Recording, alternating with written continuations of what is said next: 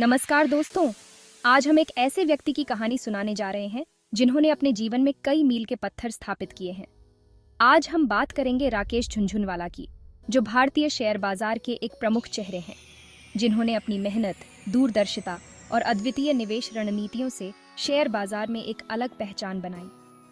आइए जानते हैं उनके जीवन के प्रमुख मील के पत्थरों के बारे में, जिन्होंने उन्हें इस मुकाम तक पहुंचाया।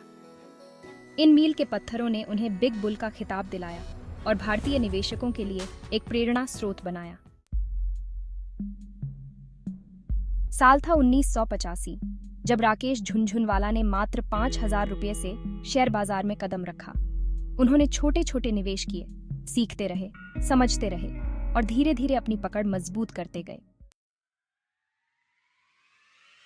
1986 से 1990 तक का समय राकेश जी के लिए बहुत महत्वपूर्ण था।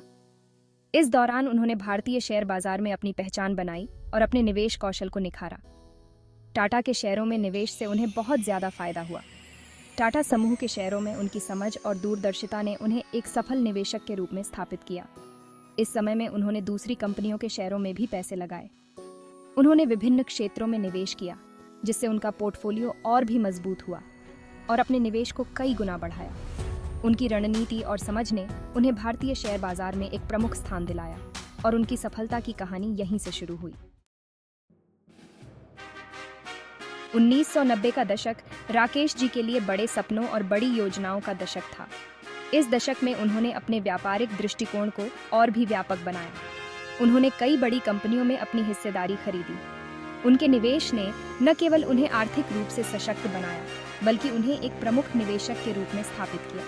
उनका यह कदम उन छोटे निवेशकों के लिए भी प्रेरणा था, जो बाजार में अपनी पहचान बनाना चाहते थे। राकेश जी की सफलता ने उन्हें यह विश्वास दिलाया कि सही रणनीति और धैर्य से वे भी सफल हो सकते हैं। उन्होंने नए निवेशकों को सिखाया कि कैसे बाजार की चाल को समझकर और सही समय पर निवेश करके वे भी अपने सपनों को साकार कर सकते हैं। नई सदी की शुरुआत होते ही राकेश झुनझुनवाला भारतीय वॉरेन बफेट के रूप में जाने जाने लगे।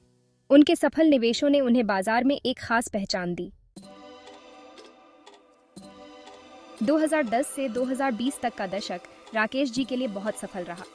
उन्होंने star health, Tata Motors, Canara bank और इंडियन होटल्स जैसी बड़ी कंपनियों में निवेश किया। राकेश जी का मानना था कि समाज के लिए भी हमारा कर्तव्य है। उन्होंने शिक्षा और स्वास्थ्य के क्षेत्र में कई प्रोजेक्ट्स को मदद की। 17 अगस्त 2022 राकेश झुनझुनवाला हमें हमेशा के लिए छोड़कर चले गए। उनकी सफलता की कहानी आज भी नई पीढ़ी के निवेशकों के लिए प्रेरणा है। राकेश झुनझुनवाला की कहानी यह बताती है कि कैसे एक आम आदमी अपनी मेहनत और समझदारी से एक बड़ा मुकाम हासिल कर सकता है। धन्यवाद।